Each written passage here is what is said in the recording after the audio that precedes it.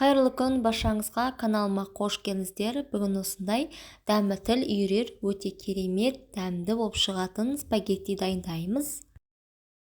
Видеоны толықтай қарап, каналыма тіркеліп, пікір қалдырып, қолдап кетіңіздер.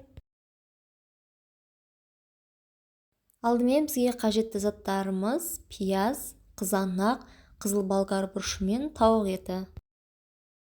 Пиязымызды, қызанағымызды, қызыл болгар бұрышын барлығын турап аламыз.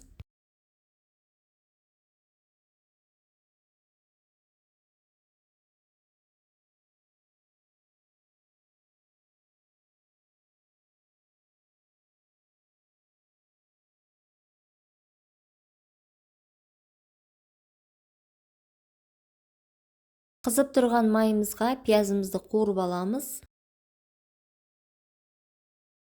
Одан кейін тауық етін салып қуырып аламыз.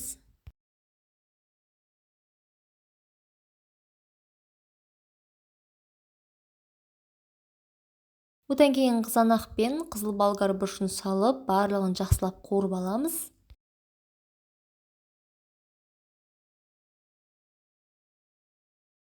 Қайнап тұрған суымызға спагеттиімізді салып, 20 минуттай пісіріп аламыз.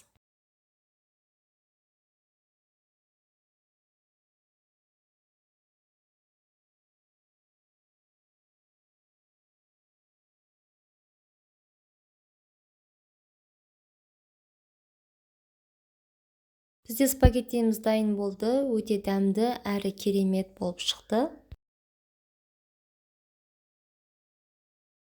Видео ұнаса жүрекшені басып, пікір қалдырып, қолдап кетіңіздер.